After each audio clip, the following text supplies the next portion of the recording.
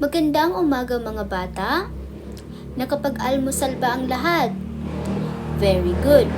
Tayo ay tumayo at manalangin. Ito ay pangungunahan ni Miss Mansur.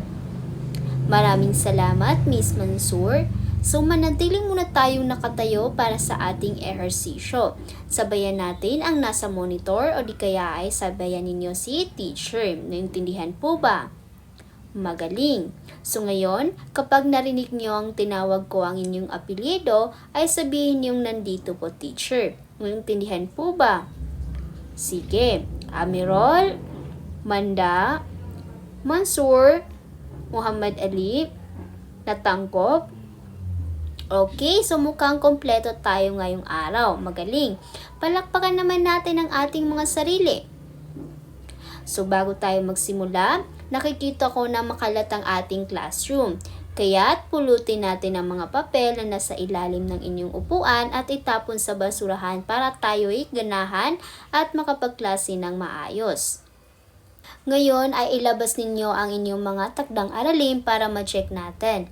Pagkatapos natin itong ma-check ay ipasa ninyo sa unahan. Pakibasa muna ang tanong at sabihin ng sagot.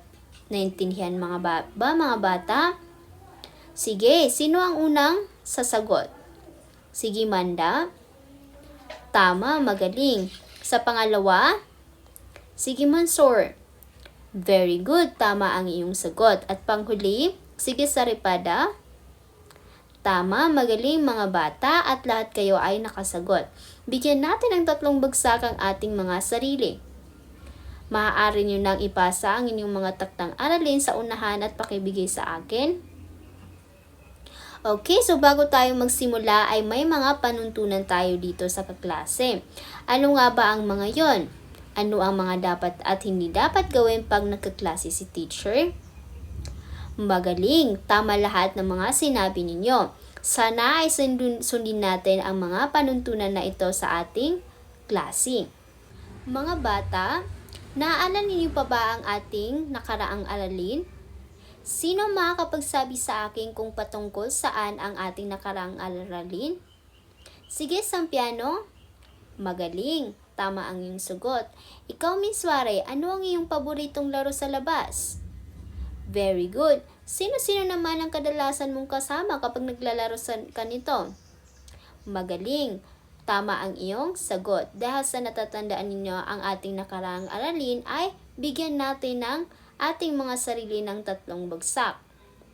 So bago tayo dumako sa ating aralin ay may ibibigay muna si teacher na aktibidad. Naintindihan ba? Ang aktibidad na ito ay tinatawag na isipin mo. Sa aktibidad na ito ay ilalarawan ninyo ang iyong tipikal na araw sa loob ng paaralan. Ano-ano ang iyong mga ginagawa sa mga oras na narito ka. Iguhit ang iyong mga ginagawa sa loob lamang ng 5 minuto. Maliwanag po ba ang instruction ni teacher? Magaling, pwede na kayo nang magsimula. Kung tapos na, pakipasa na ito. So bago ang lahat, ating munang alamin kung ano nga ba ang ibig sabihin ng salitang anyong pawatas ng pandiwa. Alam niyo ba ito? Okay, pag sinabi nating anyong pawatas ng pandiwa ay hindi lang naglalarawan ng kilos. May iba't ibang anyo sila, depende sa kung paano ginagamit sa pangungusap. Ang pawatas ay ang anyo ng pandiwa na ginagamit kapag ang nagsasabi ay hindi mismo ang gumagawa ng kilos, kundi ang iba o ang bagay. Halimbawa, ang paglalaro ng tumbang preso ay nakakapagpasaya ng mga bata.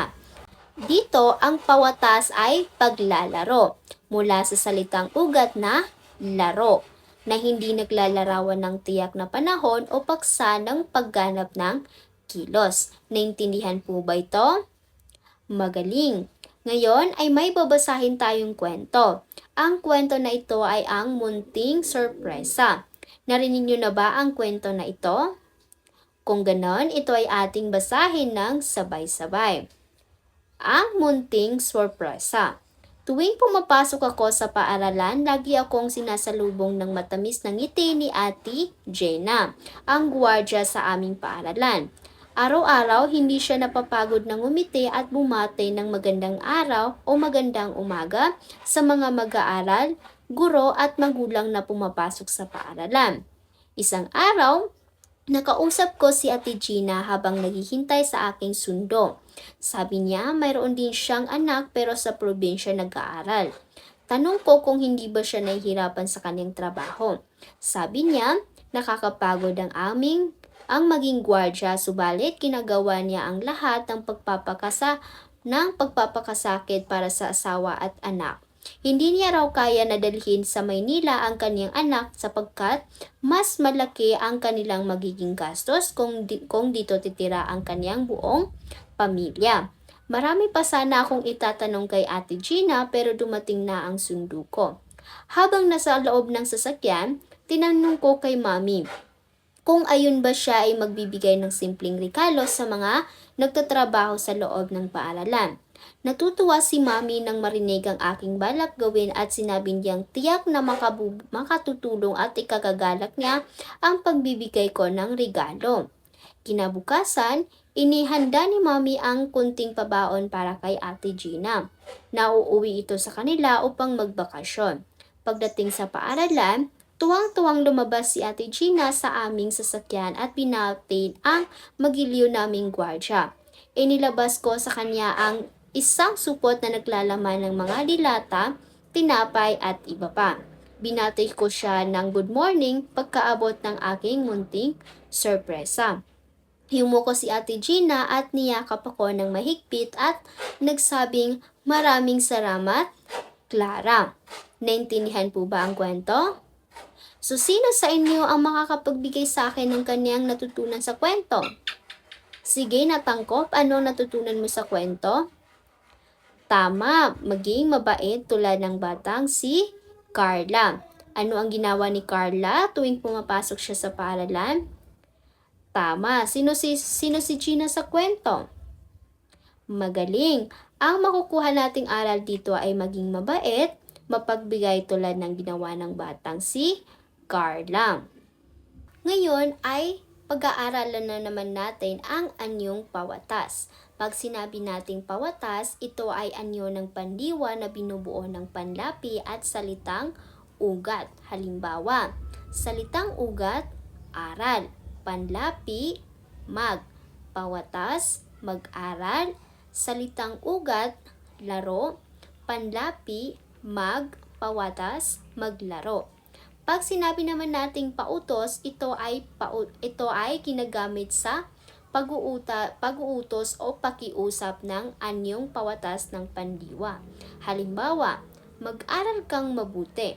Maaari bang sa labas kayo maglaro dahil kalilinis lang ng bahay?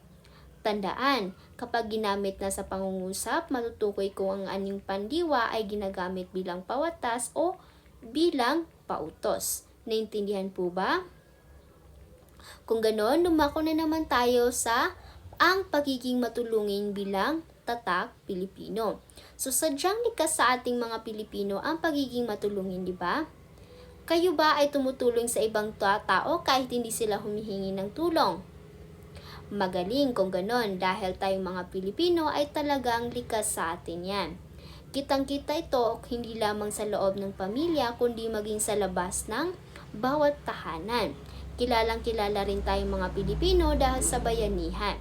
Ang pagtutulungan sa isang gawain na hindi naghihintay ng bayad.